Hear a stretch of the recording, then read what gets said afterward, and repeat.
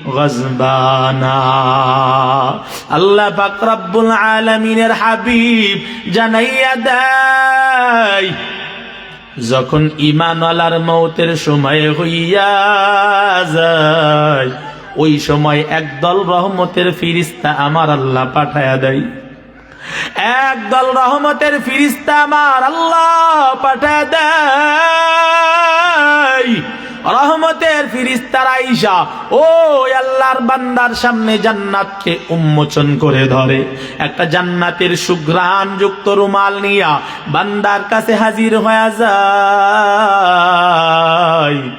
আর ডাক দিয়ে বলেন, উখরুজি, আসেন, আপনি বের হয়ে আসেন, রাদিয়াতাম মারদিয়ান। যেমন আপনি আল্লাহর প্রতি রাজি, আমার আল্লাহ আপনার প্রতি তেমন রাজি।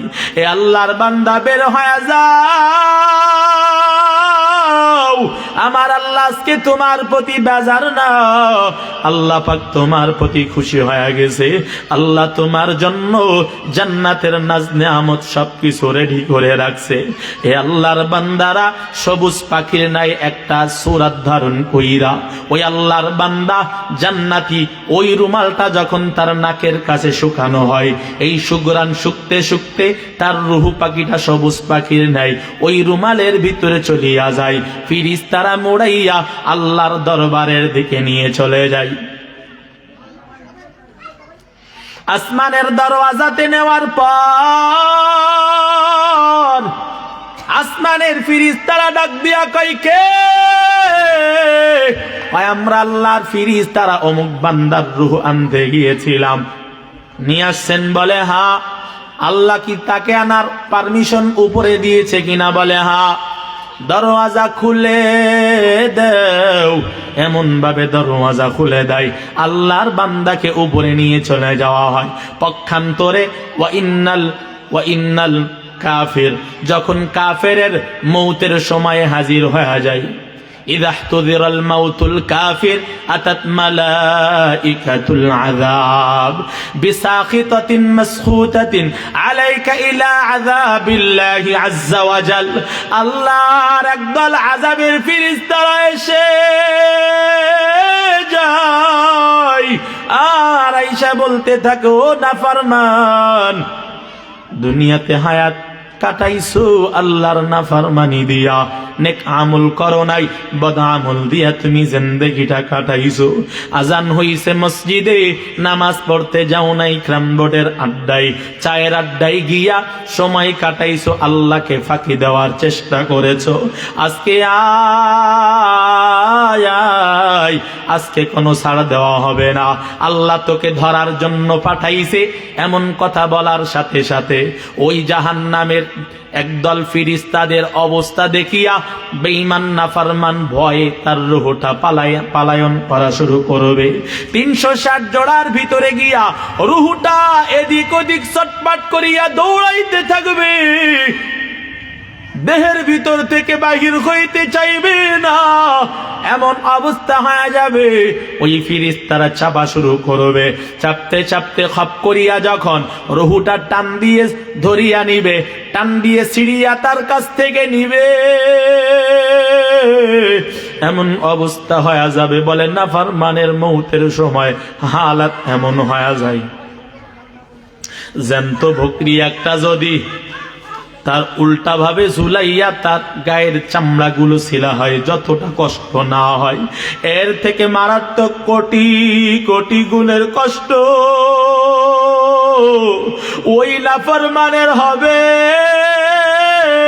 যেই নাফরমান দুনিয়াতে নামাজ পড়ে নাই, যেই নাফরমান দুনিয়াতে আল্লাহর বিধান মানে নাই। ও পর্দার অন্তরালার মা, এ যুবতী বোন, বিদায় নেওয়া লাগবে, থাকতে কেউ পারবা না।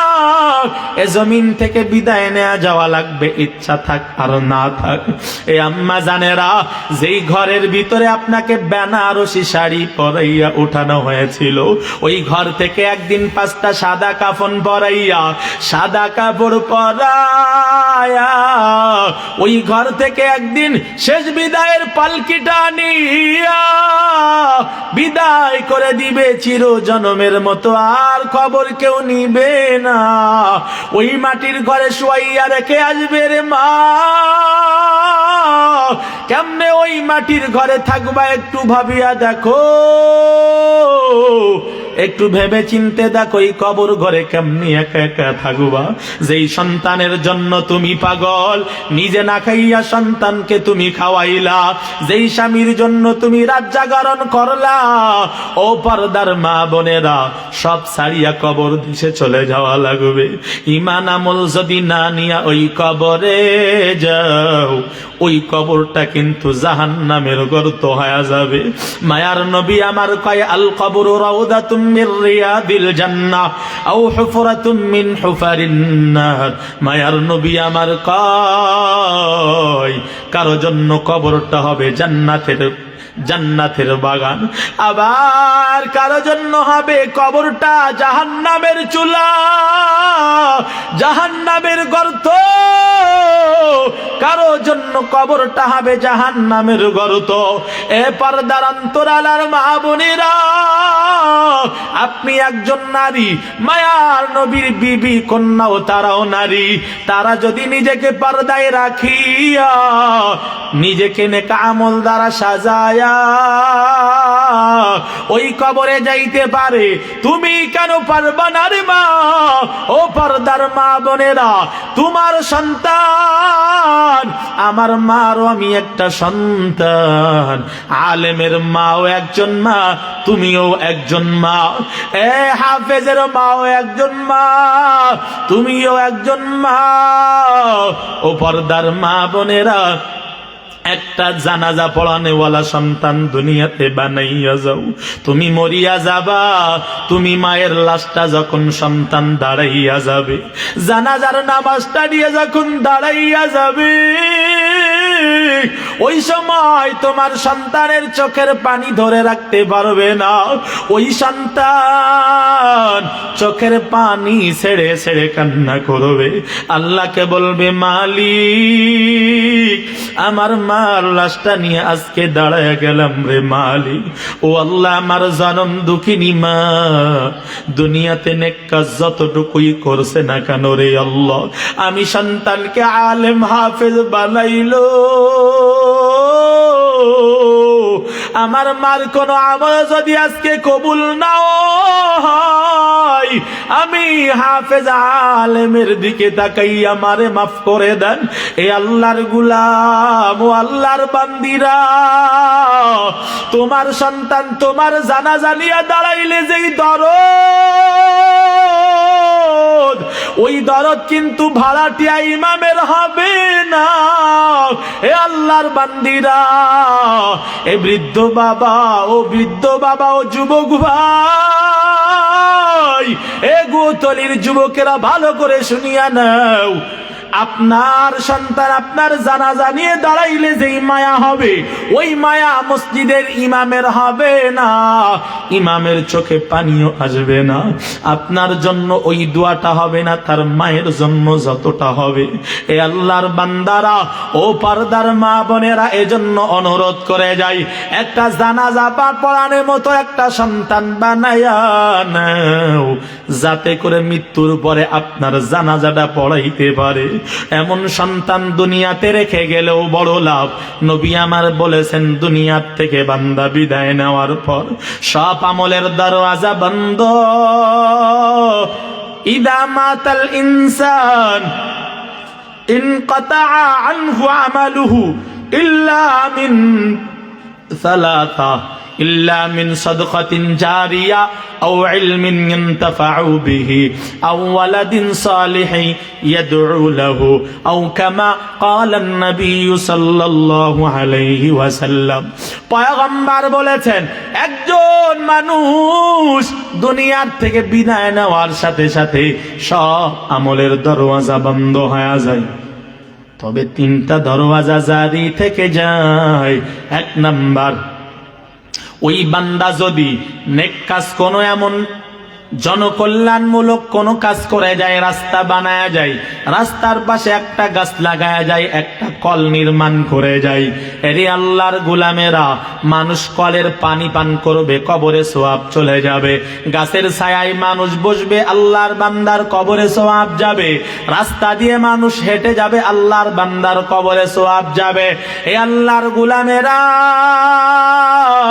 শুধু তা না, ওই আল্লাহর বান্দা কবরে যাবে, গাছ লাগায়া যাবে, ফল খাবে, প্রতীক ফল খাইবে, কবরের ভিতরে সওয়াব চলে যাবে।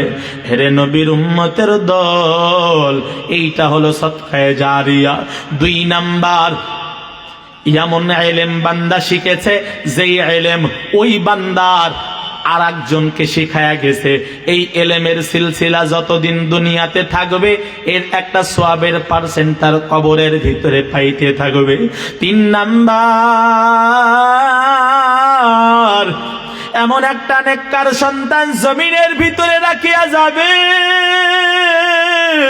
যেই নেককার সন্তান ওই বান্দার জন্য দোয়া করবে, যখনই হাত তুলবে আল্লাহর কাছে বলবে রাব্বির হামহুমা কামা রাব্বায়ানি সগীরা, ও দয়ার মালিক, আমার বাবা মা ছোটবেলায় যেমন ভাবে আমাকে লালন পালন করেছে, ও আল্লাহ আমার মা বাবারেও আপনার কুদরতি কোলে ওই রকম লালন পালন করেন, আমার মা বাবার বিদায় মাফ করে দেন। এই রকম সন্তান বাবা মার জন্য দোয়া করবে, ওই নেককার সন্তানের দোয়া আল্লাহ কবরে পৌঁছায় দিবে। এজন্য পর্দার মা বোনদেরকে বলে যাব, ও মা, একটা সন্তানকে আলেম বানাও, হাফেজ বানাও। এ বৃদ্ধ বাবারা, নিজে আলেম হতে পারো নাই, একজন সন্তানকে বানাও, সন্তানকে পারো নাই, নাতিকে বানাও, নাতিকে বানায়া যাবা, তোমার নাতিকে ওসিয়ত করে যাবা, আমার জানাজা পড়াইও। এরে আল্লাহর গোলাম, আমার নানা দুনিয়ার থেকে বিদায় নেওয়ার আগ দিয়ে বারবার বলতেন, আমার সন্তান একটাও আলেম বানাতে পারি নাই, তোমারে আলেম বানানোর জন্য আমি দেই। এ নাতি আমার মরণের পর আমার জানাজা তুমি পড়াইও। এরে আল্লাহর গোলাম, এজন্য নানাদেরকে বলে যাব, একটা নাতি বানায়া যাও, দাদারা একটু একটা নাতি বানায়া যাও। মরণের পর ওই নাতি যখন জানাজার লাশটা সামনে নিয়ে দাঁড়ায় যাবে, দাদার স্মৃতি মনে পড়িয়া যাবে, দাদার জন্য চোখের পানি ধরে রাখতে পারবে না, ওই দাদার জন্য কান্না করবে, দোয়া করবে, আল্লাহর কাছে কবুল হয়ে যাবে, মাফ করে দিবে। এরে আল্লাহর গোলাম, এজন্য একটা আলেম হাফেজ জানাজা পড়ানোর মতো মানুষ তৈরি করে যান। যেমন আমার এই ভাই বিদায় নিয়ে গেল, ও আল্লাহর বান্দারা, যদি এই রকম ভাবে এমন ভাবে একটা রেখে যাইতে পারে, তাহলে এমন অবস্থা হবে, তার জন্য জানাজা পড়ায়া দিবে। এ আল্লাহর বান্দিরা, এজন্য বলে যায়, নেক আমল করিও আর গুনাহ করিও না, কারণ গুনাহ নিয়ে কবরে গেলে ওই কবরের আযাব সহ্য করতে তুমিও পারবা না, আমরাও কেউ পারবো না। কারণ মায়ার নবী বলেছেন, কবর হবে কারো জন্য জান্নাত, কারো জন্য জাহান্নাম হয়ে যাবে। জাহান্নামীদের কবরের ভিতর একটা নয়, দুইটা নয়, 70 থেকে 99টা সাপ আল্লাহ ঢুকায়া দিবে। দুনিয়ার সাপের কেমন পাওয়ার বলে, কামড়াইলে উজা দ্বারা জ্বালাইলে বিষ নেমে যায়। আর কবরের সাপের কেমন পাওয়ার, ওই কবরের সাপ নবী আমার কয়, জমিনের ভিতরে যদি একটা মুখ বাহির করিয়া একটা সাপ যদি একটা নিঃশ্বাস ছাড়ত, পুরা জমিন জ্বলিয়া তামা হয়ে যাইত, একটা উদ্ভিদ জন্মাইত না। এ আল্লাহর গোলামেরা, এত পাওয়ার একটা উদ্ভিদ জন্মাইতো না। ও আল্লাহর বান্দারা, জাহান্নামের আগুন কতটা কঠিন, দুনিয়ার আগুনের থেকে লক্ষ কোটি কোটি গুণের তেজ মায়ার নবী কয় ওই আগুন কাছে আসার আগ দিয়া শরীরের গোশতগুলো মোমের মতো গলে পড়ে যাবে, সহ্য করতে পারবা না। এজন্য বলে যাই নেক আমল নিয়া কবরে যাও। নবী আমার নিজের মেয়েকে ডাক দিয়া বলেন, ইয়া ফাতিমা তু আনকিদি নাফসাকি মিনান নার, ও ফাতিমা নিজের নফসকে জাহান্নামের আগুন থেকে বাঁচাইয়া নেক আমল নিয়া ওই কবরে যাও। কারণ কবরের ভিতরে আমি মুহাম্মাদের পরিচয় চলবে না। ওই কবরের ভিতরে যদি যাইয়া বলো আমি মুহাম্মাদুর রাসূলুল্লাহর মেয়ে, ও ফাতিমা এমন কোন কাজ হবে না। এ আল্লাহর বান্দিরা নিজের মেয়ের ব্যাপারে যদি এমন বলতে পারে, আপনি তো নবীজির মেয়েও না, নবীর বিবিও না। ওরে নবীজির বিবিরাও পর্যন্ত কবরের ভয়ে কান্না করেছেন। নবীর বিবি আম্মাজান খাদিজাতুল কুবরা রাদিয়াল্লাহু তাআলা আনহা কবরের ভয়ে কান্না করে, ঘরের ভিতরে ঢুকরায় ঢুকরায় কান্নার আওয়াজ। মায়ার নবী ঘরে ঢুইকা দেখে খাদিজা কান্না করে। কি ব্যাপার, তুমি কেন কান্না করো? খাদিজা ডাক দিয়া কয়, নবী আমার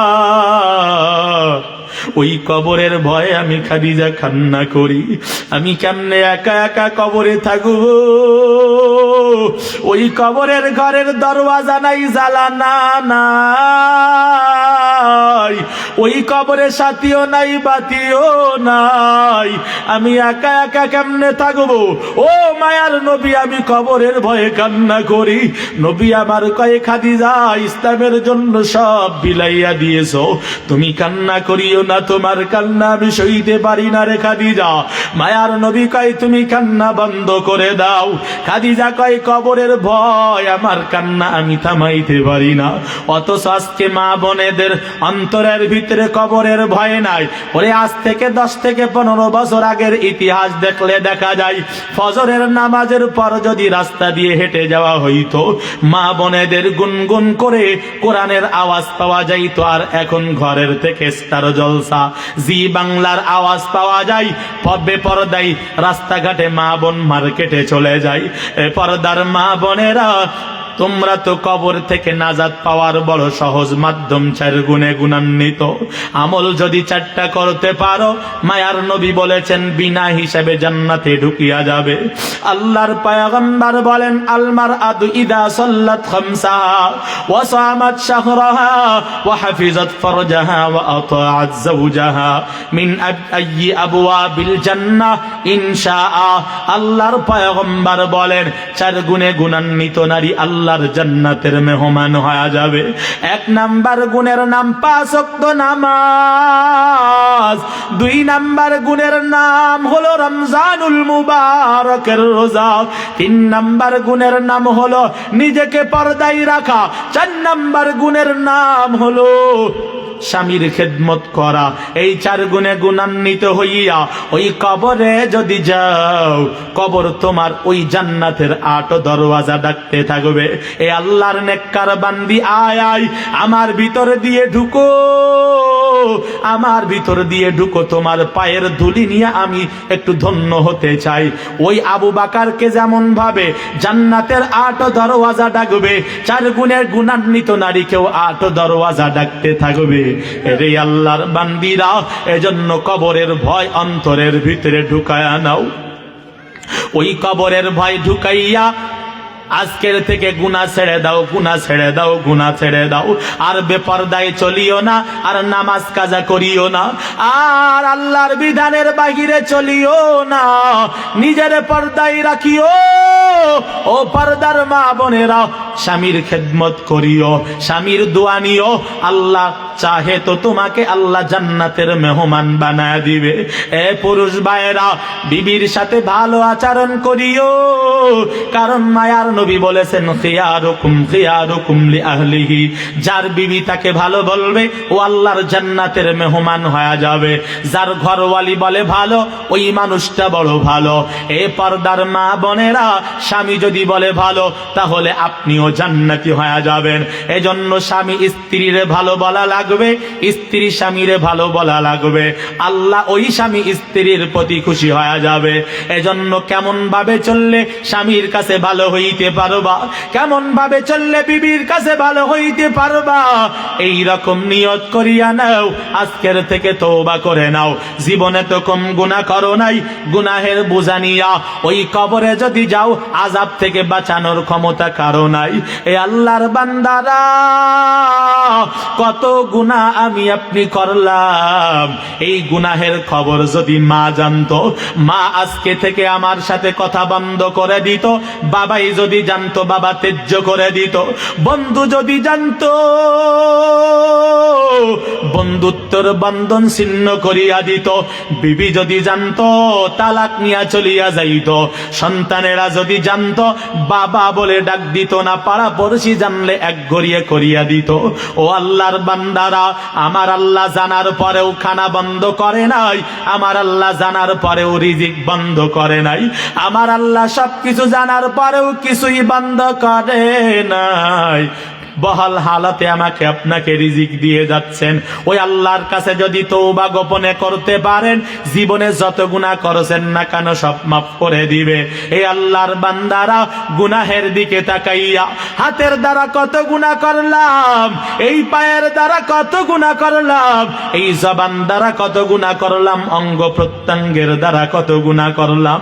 আল্লাহকে ডাক দিয়া বলেন, মালিক আপনি যদি মাফ না করেন, ক্ষমা পাওয়ার তোর দ্বিতীয় রাস্তা নাই। ও মালিক, আয় আল্লাহ, আমি তো আপনারই গোলাম, আপনি যদি মাফ না করেন কার কাছে যাব? ও দয়ার আল্লাহ, আপনি মেহেরবানি করে মাফ করে দেন। আয় আল্লাহ, জীবনের গুনাহগুলো মাফ করে দেন। এমন ভাবে যদি ক্ষমা চাইতে পারেন, আল্লাহর কাছে যদি খাস দিলে তওবা করতে পারেন। মায়ার নবী বলেছেন, আত্তাইবু মিনাজ যামবি কামাল্লা যামবালা। বান্দা যদি আল্লাহর কাছে তওবা করে নাই, আমার আল্লাহ বান্দাকে এমন ভাবে মাফ করে দেয় কেমন জানি বান্দা জীবনেও কোনো গুনাহ করে নাই। এ আল্লাহর বান্দা বান্দিরা, মাথাটা নিচের দিকে দিয়া দাও। ওরে মাথাটা নিচের দিকে সবাই দিয়া দাও। গুনাহর কথা স্মরণ করো, গুনাহের কথা স্মরণ কইরা একটু তওবার নিয়ত হয় কিনা দিলটাকে একটু জিজ্ঞাসা করো। যদি দিল বলে হ্যাঁ তওবা করা দরকার, ও আল্লাহর বান্দারা, খাঁটি তওবার নিয়ত যদি হয়, গুনাহ করার মানসা, গুনাহ ছাড়ার মানসা যদি হয়, আল্লাহকে গফফার মানিয়া আমার আল্লাহর কাছে তো